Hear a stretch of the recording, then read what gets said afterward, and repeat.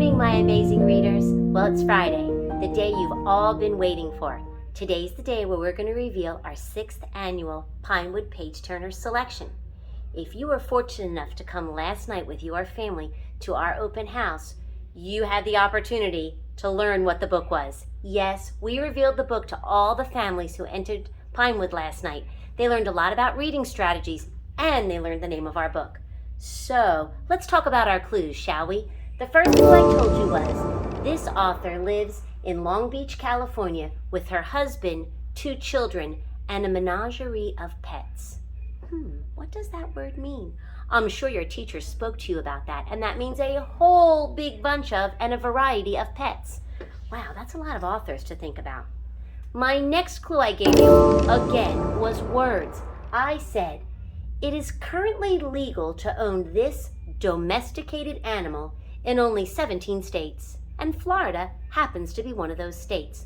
Yes, alligator was my first thought too, but that wasn't the correct answer. Did you figure out what that animal was? Well, that was a big clue for the book. The final clue, and my favorite and the most delicious clue, was this bag from the Sugar Shack, filled with delicious sweet treats. The Sugar Shack comes along in our book kind of toward the end. It's one chapter where we talk about all kinds of candy, one of my favorite things. Have you guessed it? Did you Google Sugar Shack to see what book that comes forth in? Well, guess what? Our book is called, drumroll please, our book is called A Boy Called Bat. Now wait a second, do you think this book is about a bat? You'll have to wait and see. Teachers, go ahead and take a moment, get your books out. They're all in that brown bag that was delivered to your door.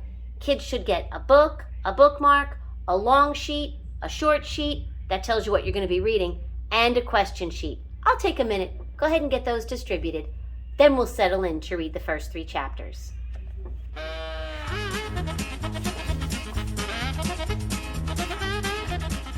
Did you notice in the front we did a book plate again so you can write your name in here?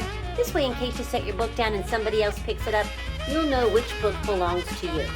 Now don't get too worried. I know there's 26 chapters, but they're really quick and easy chapters, and I think you're going to love this book. So settle in. Let's get started on page 1, chapter 1, After School. Gosh, I kind of wish it was after school. I digress. Here we go. Chapter 1, After School. Bixby Alexander Tam stared into the refrigerator, trying to decide what to eat. He knew that the longer he took, the more energy he was wasting, and Bixby Alexander Tam did not like to waste energy. He also didn't like to eat leftovers, or cheese that had to be sliced, or any of the yogurt flavors in the fridge. Bat, close the refrigerator door, yelled his sister Janie from the kitchen table, where she sat cutting out pictures from a pile of old magazines. Janie, he was sure, had eaten all the lemon and vanilla yogurts, and she knew he only liked the creamy ones, not the fruit on the bottom kind. Bat, what was almost everyone called Bixby Alexander Tam, for a couple of reasons. First, because the initials of his name, B, A, and T, spelled bat. But there were maybe other reasons. Bat's sensitive hearing, for one. He didn't like loud sounds. What was so unusual about that? And if Janie's old earmuffs happened to make an outstanding muffling device, was it that funny if he liked to wear them? There was also the way he sometimes flapped his hands when he was nervous or excited, or thinking about something interesting. Some of the kids at school seemed to think that was hilarious. And of course, bats have wings which they flap. So between the initials and the earmuffs and the hand flapping, the nickname had stuck. And truthfully, Bat didn't mind. Animals were his very favorite thing. Better even than vanilla yogurt. Janie, did you eat all the vanillas? Not all of them, Janie answered. She curved the scissors around the bent arm of the boy she was cutting out. I saw you eat at least 2 or 3 of them. Here's the picture. Did you eat the last vanilla? Yes, said Janie, and with a final snip, she freed the shiny paper boy. It was delicious. Of course it was delicious. All the vanillas were delicious. Well, said Bat, closing the refrigerator door a little harder than he needed to, now there is nothing to eat. I wouldn't say there's nothing to eat, teased Janie. She knew she wasn't supposed to tease him. Well, I would, said Bat. Nothing I want to eat. Then you must not be very hungry. On Tuesdays and Thursdays, after Mom drove Bat home from school, she had to go back to work for a couple more hours. It was Janie's job to watch Bat. Thursdays were the hardest, and today was a Thursday. "Make me a snack," Bat demanded. "Make me a snack what?" "Make me a snack now." "No," said Janie. "Make me a snack, please." "I don't have to say please," said Bat. "Making me an after-school snack is part of your job. You don't have to say please to get someone to do their job." "You do if you want them to do it well," said Janie, but she pushed back the magazines and stood up. Bat felt his elbows beginning to bend. He felt his hands getting ready to flap. "I'm hungry," he said again, his voice sounding higher. Okay, said Janie. "Don't fly away. I'll fix you peanut butter and jelly." "Without the crust," Bat said. He felt better already. Chapter 2. Bat's Cave. After finishing his snack, Bat went to his room. Bat's room was his favorite place in the whole world. In his room, Bat felt completely comfortable. Here he knew where everything was. If something was in the wrong place, it was his own fault, because no one messed with his room but him. In the rest of the small house, Bat's mom and sister knew to put anything that needed to go to Bat's room in one of the 3 baskets: his clean laundry basket, his book basket, and his miscellaneous stuff basket. Miscellaneous was a great word, and one of Bat's favorites. It meant all the extra stuff, so the miscellaneous stuff basket could have almost anything, except for laundry and books, in it. When the baskets were full, Mom placed them in the hallway outside Bat's door. He took them into his room and unloaded them himself. Once, Mom had tried to reorganize his dresser drawers because she thought he could use some help. After, when he was so upset he couldn't even speak, she said, "I'm sorry, Bat, but your drawers were just a mess. Your hats mixed in with your pants and sweaters. I don't know how you find anything." But the drawers weren't a mess. Not at all. If Mom had looked more closely, she would have seen that his knit caps were in with his long pants and his sweaters, because he always wore those things together on cold days. Shorts and t-shirts were in another drawer, because he wore those things together on warm days. "But what about this drawer?" Mom had asked, pulling open the bottom right drawer, which held a pair of pants, a wool sweater, and 2 t-shirts. "Those are things I never wear," Bat told her, when she finally calmed down, "because they're itchy and uncomfortable." Then Mom cut the tags out of the t-shirts, and Bat moved them to his warm day drawer. After that, Mom left him to his own devices, as she liked to say. Once in his room, Bat closed the door. There was a sign on the outside that said, "Please knock." Janie had written it for him because her writing was much neater than his. Janie could do all the hard things better than Bat. Write things, cut things out, smooth peanut butter on bread. The clock told Bat that Mom would be home in 46 minutes.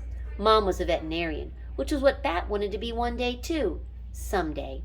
Mostly she treated cats and dogs, but sometimes she had unusual patients. Once she had taken a BB pellet out of the wing of a hawk. The pellet had broken one of the bones, and Mom had done surgery to mend it. She brought home x-rays to show Bat. "Why would anyone shoot a hawk?" Bat had asked. "Do you think they were going to eat it?" "No," said Mom. "Sometimes people do stupid things." She had been very angry about the hawk, angrier even than when Bat and Janie had gotten into loud screaming fights. Seeing the x-ray of the hawk's broken wing made Bat angry too, but his mom always made him feel better. It had a roll-down bamboo window shade and a fine closet full of shelves and a pull-out trundle in case someday a friend came to spend the night. It had a ceiling fan and a reading lamp and a rug with a picture of a train track printed on it. Bat felt like looking through his animal encyclopedia, which he often did after school, so he pulled it down from the bookshelf and dropped comfortably onto his beanbag. His stomach was full of sandwich, and Mr. Grayson hadn't assigned any homework. For the moment, at least, Bat felt perfectly content. I know, I'm loving it so far, aren't you? Okay, last chapter for today, and then we have to ask some questions. Chapter 3, No Vanilla Yogurt. Mom was supposed to be home by 5 o'clock, but 5 o'clock came and Mom did not arrive. By 5:15, Bat wanted to call the police. "That's what we're supposed to do in case of an emergency," he said to Janie. She was watching TV. "This isn't an emergency, Bat." "How do you know? It might be an emergency. You don't know for sure it isn't an emergency." "Bat, call Mom's phone if you're so worried." Bat didn't want to call Mom's phone. What if she was driving and she answered when she called and then she got into a car crash? "I don't want to cause an emergency," he said. "If you had any friends to play with," Janie said, "you could hang out with them on Tuesdays and Thursdays instead of being a pain in my neck." Bat thought this was unfair and also mean, considering that he was so worried, But before he could say anything, he heard Mom's car turn into the driveway. A warm rush of relief flooded over him. He left Janie in front of the TV and ran outside. "Mom," he said, "you're late." "Easy, Bat," Mom said, climbing out of the car. "No need to be angry." Bat wasn't angry. Not really. He was relieved. But instead of explaining this, Bat asked, "Did you go to the grocery store and get more vanilla yogurt?" "I didn't have time," Mom said. That was the last straw. Mom was late and Bat was worried, and now no vanilla yogurt? Bat felt a ball of anger rising in his chest, hot and hard and loud, wanting to escape through his mouth in a yell. His eyes squinted together and his hands drew up tight against the sides of his body. Mom put her hand on his shoulder and knelt down so she could look right into Bat's eyes. But Bat didn't want to look into her eyes. He didn't want her eyes looking at him. "Calm down, Bat," Mom said in her soothing voice, the one she saved for when Bat was getting really upset. "It's okay. I had a good reason for not going to the grocery store. If you can calm yourself down, I can tell you what it is." Bat didn't care what Mom's reason was. She should have gone to the store. She knew how much he liked vanilla yogurt, and it was her job to buy it for him. Bat didn't have any money or a car. If Mom didn't buy him yogurt, there would be no yogurt. But then Mom said it was because of an animal, a baby animal. Well, that's our reading for today. So when you come to school on Monday, I'm going to have Mr. Sharon, or maybe myself, ask you one of the 3 questions that's on your sheet for chapters 1, 2, and 3. You're going to answer that question on the slip of paper your teachers give you. It's in the colored bucket that you have in your classroom. You're going to write your name. Please write your first and last name. You're going to write your answer to your question, fold it in half one time, and drop it in the bucket. Leave it outside of your door, probably by 8:30, unless it's a testing day, and I'll come by and pick it up. At the end of the day, listen for your name to be called from your grade level.